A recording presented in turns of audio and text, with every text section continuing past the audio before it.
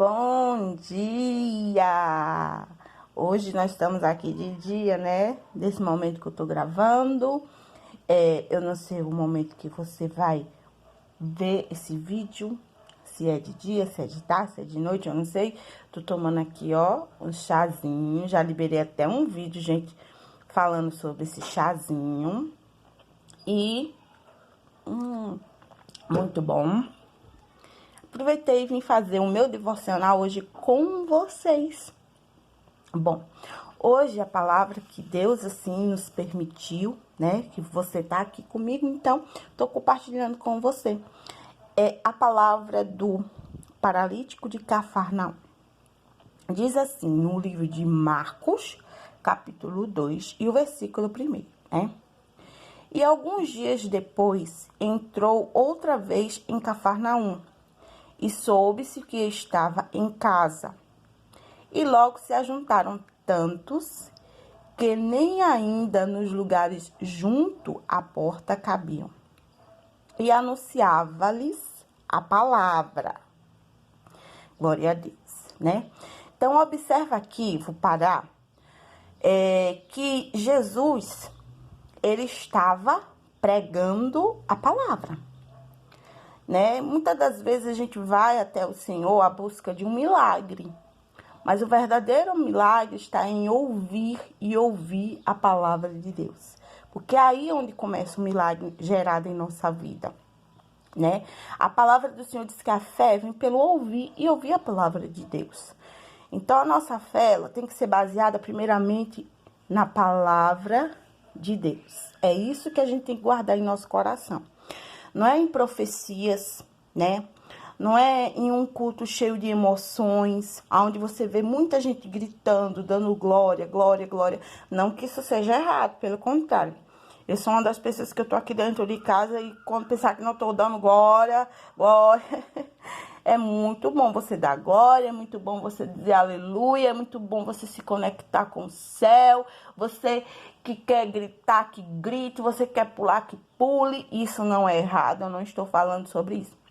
Eu estou falando sobre o culto racional, aonde muitas pessoas deixam de lado o que é a própria palavra de Deus, conforme ela está escrita, para ficar só liberando profecia, profecia, profecia, e ali o culto fica um culto sem fundamento na palavra, né? Fica só uma motivação, um culto motivacional, né? Onde o povo sai dali alegre, inspirado pelas profecias. E a palavra que é o mais importante, que é a verdadeira profecia, não é propagada como se deveria ser propagada. Então, a gente tem que vigiar muito sobre isso, né? Se você vai ao culto, busque ouvir a palavra. E se você é um pregador, se você é uma pessoa, né? Busque pregar a palavra. A gente tem que vigiar muito, porque às vezes o homem excede um pouco, né? Então, observa que Jesus, ele estava pregando a palavra. E aonde ele estava, muitos iam atrás dele, de maneira que não se cabia naquele lugar, né? Era muito aonde ele estava ali. Observa aqui, vamos lá, que se não cabiam pessoas dentro daquela casa, então o quê? Ao redor da casa havia muitas pessoas, né? Porque não cabia dentro daquela casa a quantidade de pessoas que estavam ali à procura de seu milagre, né? À procura de Jesus, porque necessitavam de algo de Jesus, com certeza, assim como eu e você. Nós procuramos Jesus, não podemos ser hipócritas de dizer porque precisamos de algo do Senhor, né? Porque sem o Senhor nada somos. E aqui diz no 3 assim, ó. E vieram ter com ele conduzido um paralítico trazido por 4. Glória a Deus. E não podendo aproximar-se dele por causa da multidão, descobriram o telhado onde estava e, fazendo um buraco, deixaram o leito em que jazia o paralítico, né?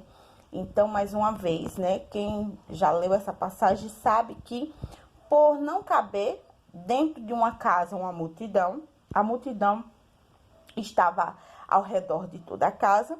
E quando esses 4 amigos, digamos assim, porque a Bíblia não fala se eram irmãos, se eram primos, se era pai, se o paralítico era o filho, ou se o paralítico era o pai e eram os filhos que estavam conduzindo, mas eram 4 amigos, porque o nosso pai, além de ser o nosso pai, ele também é o nosso amigo.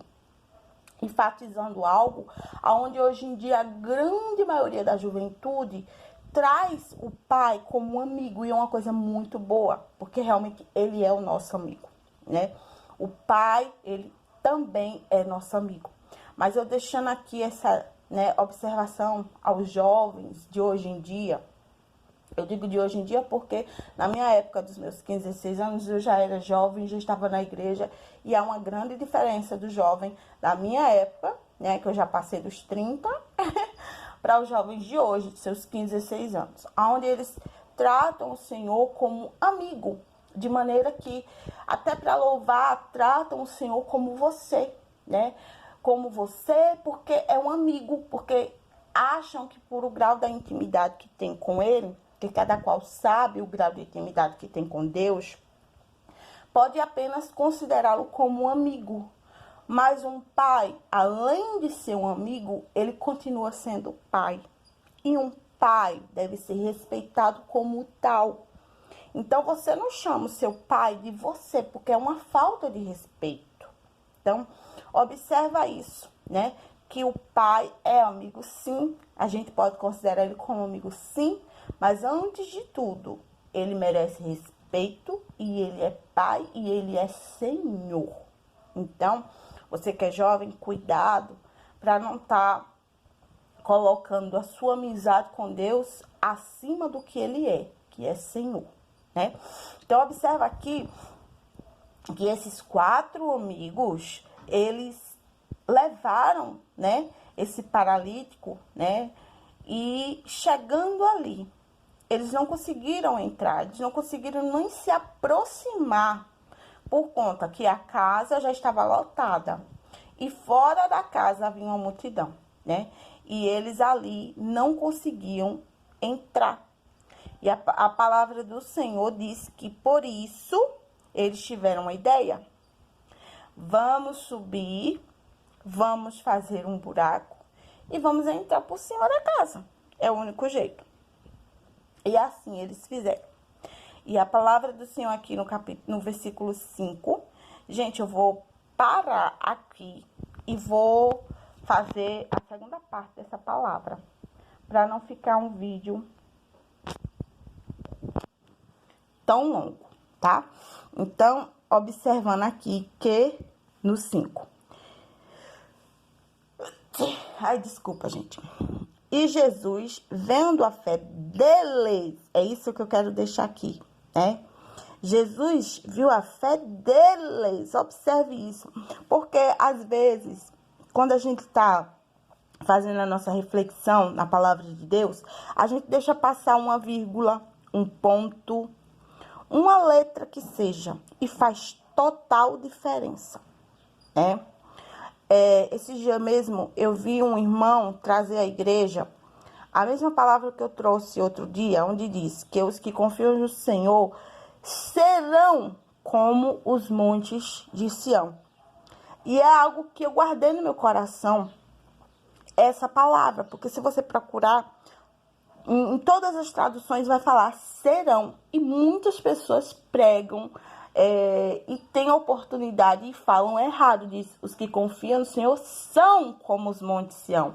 Então, uma palavra faz total diferença naquilo que Deus está querendo falar, né? Então, a gente interpreta errado por não examinar as escrituras. Então, eu fiquei assim, meu Deus, eu até já trouxe essa palavra, mas mesmo assim, às vezes o irmão não... Às vezes não, eu sei que o irmão não estava no dia, não escutou. Ou, às vezes, escuta e nem presta atenção, mas... Ou, às vezes, lê a própria palavra errada, porque não está escrito os que confiam no Senhor são, está escrito os que confiam no Senhor serão. Então, será tá em algo que ainda vai acontecer, não é algo que é, né? E são é algo que já é. Então, é uma palavra totalmente diferente da outra, e a expressão é totalmente diferente, e a gente entende tudo errado se não examinar as escrituras. Então, observando aqui, para finalizar, depois eu vou fazer a parte 2 desse vídeo, para não ficar longo, aonde diz assim, ó, Jesus vendo a fé deles, aleluia, glória a Deus, disse ao paralítico, observa, Jesus viu a fé deles, de quem? Dos 4 amigos que conduziram o paralítico. Jesus viu a fé deles, por quê? Porque o paralítico não pôde se mover só, ele era paralítico. Quem levou, quem teve fé, quem aguentou o peso, né? Quem se esforçou, quem foi que não parou? Foi eles. Aleluia, glória a Deus. E aqui diz que Jesus, vendo a fé deles, disse ao paralítico, filho, perdoado estão os teus pecados. Oh, glória a Deus. Então, fica com essa palavra, né? Guarda essa palavra no teu coração. Eu vou trazer a parte 2 da minha reflexão aqui, né? Hoje mesmo eu vou estar liberando esse vídeo, vou dar a continuação, mas eu só vou liberar a continuação em outro dia, tá bom? Que Jesus Cristo te abençoe, que você medite nessa palavra, que você venha compreender, né, a dimensão dessa palavra, né? Que aonde Jesus está, realmente todo mundo quer estar, né? Então, todo mundo quer bênção, todo mundo quer milagre, mas observa que tem que ter fé, e a fé só vem mediante ouvir a palavra de Deus, né? E a fé sem obra, ela é morta. Aqui não teria vitória se não tivesse obra. E qual foi a obra? O percurso, a caminhada. Jesus viu a fé deles. Mas o que é essa fé? É ir ao culto, ouvir a palavra, glorificar, sair pulando, alegre de tanto glória que dá. E chegar em casa, ter uma vida solitária, uma vida triste, infeliz, uma vida amarga. Uma pessoa que não tem mudança de vida, vive na miséria, na derrota, não prospera em nada, só tem tribulação com o marido, com o filho, é só luta, luta, luta. Muitas pessoas dizem, mas o crente passa por prova. Sim, todo mundo passa por dificuldade, mas Jesus não te chamou e não me chamou para viver na dificuldade. Jesus disse que nós teríamos abundância, né? Então, as bênçãos do Senhor não acrescentadores, não, meus irmãos. Então, passamos por dificuldade. Eu passo por dificuldade. E como passo? Mas a alegria do Senhor é a nossa força. E a gente tem que observar bem a palavra. Não viver apenas na emoção. Mas viver segundo a palavra de Deus. E a palavra do Senhor nos mostra aqui claramente que a fé sem obra ela é morta.